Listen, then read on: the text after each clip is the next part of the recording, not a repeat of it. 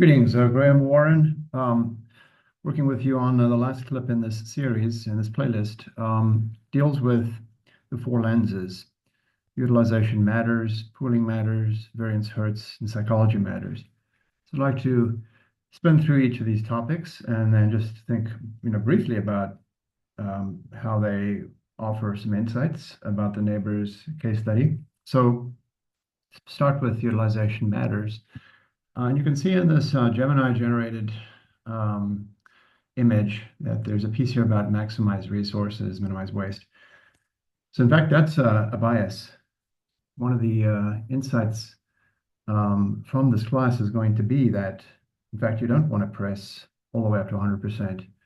And doing so is actually detrimental to system performance, creates burnout in employees. Doesn't create a good service system either.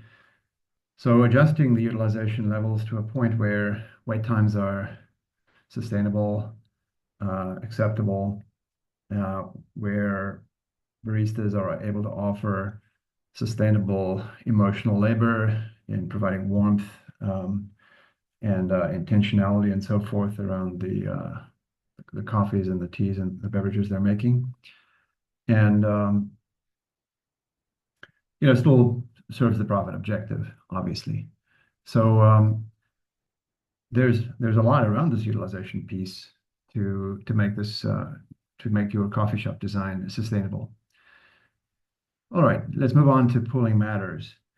So one option to set a coffee shop up would be to divide up the menu among the baristas and have each barista specialize in a particular set of beverages and to have them dedicate their professional lives to that collection of beverages that they're specialized on.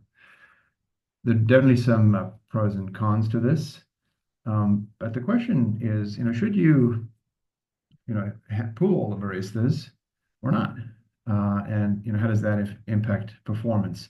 So there are sort of quality impacts from this, where if you don't do pool, your average skill on every beverage is going to be lower than if you had the specializations, but there are going to be efficiency trade-offs, an efficiency win from the pooling approach.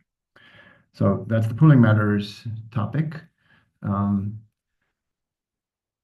Just to take it a little further, if you think about the the drive-through window, if we did make that a walk-up window, if that can be permitted with the city, and if the necessary capital changes can be made, is that something you'd really want to do? Because what you're doing then is you're unpooling the customers. You're forming two separate lines. There'd be presumably an inside line and an outside line, maybe with even different menu items.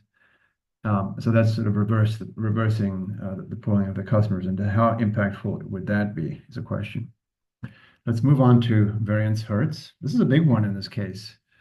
So the menu, as currently pursued by neighbors, has a lot of variability in it. If you look at the listings and those order probabilities, definitely variance, right? Drip coffee is not created equal with espresso from a labor perspective and a variability perspective. So the menu engineering is relatively important here. You've also got variance in the customer demographic.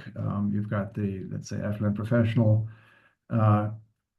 who live in the homes surrounding this area, or at least the closest homes. And then you've got potentially a large student base that would come in and perhaps have different preferences. So there's variabilities in preferences, waiting time, tolerances, and so forth. So managing that is going to be important. We generally know that the more variance you admit, the more complex your operation becomes, and with impacts on staffing fatigue, staff fatigue, wait times, and so forth. Even the supply chain becomes more complex, the more complex you make your menus. Right, and the last one, psychology matters. This is an interesting one. In our discussion of this, we raised this prospect that perceived wait times are not equal to actual wait times. So Neighbors, its design language sets up for that living room experience, that place where we do community, where we start our fun runs and so forth. So it's entirely possible that even though the anecdotal evidence suggests that the wait times at times is high, folks who are waiting in that line and doing community are not experiencing that wait as an actual time, as an actual wait. It's a time they're doing conversation and so forth.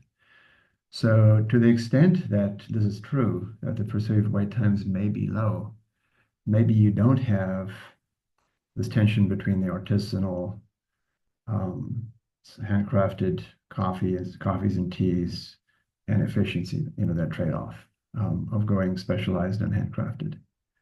Right. So just wanted to sort of bring the case back to these four lenses and give you this look. Hope you enjoy.